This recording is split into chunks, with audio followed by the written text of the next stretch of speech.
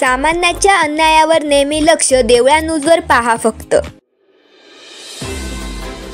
दिंडोरी तालुक्यातील चौसाळे गावात जुन्या भांडणाच्या कुरापतीवर सोडवासोडवी झालेल्या भांडणात 18 वर्षीय तरुणाचा खून झाला असून आणखी एक युवक गंभीर जखमी झाला आहे। ही घटना दिनांक 22 ऑक्टोबर रोजी रात्री 10:30 ते 11 वाजेच्या दरम्यान पारा परिसरात घडली असून मृत तरुणाचे नाव राहुल किशोर काळे, वय वर्ष 18, राहणार एकलरे असून विजय पवार, वय 17 हा युवक गंभीर जखमी झाला असून त्या रात्री चौसाळे गावात तमाशाचा कार्यक्रम सुरू होता। गर्दीच्या पार्श्वभूमीवर काही युवकांनी जुन्या वादाची कुरापत काढत वाद सुरू केला।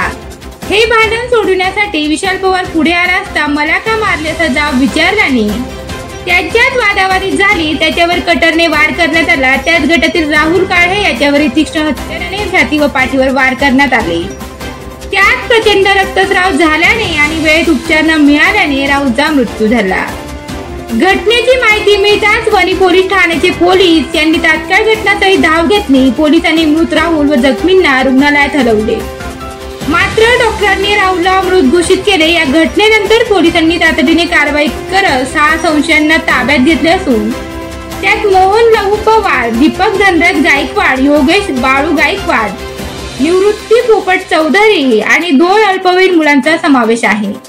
या प्रकरणी मृतक राहुल काळे यांच्या आईच्या फिर्यादीवरून वणी पोलीस ठाण्यात खुनाचा गुन्हा दाखल करण्यात आला असून तपास प्रमुख गायत्री जाधव यांच्या मार्गदर्शनाखाली पोलीस उपनिरीक्षक गणेश कुटे करीत आहेत।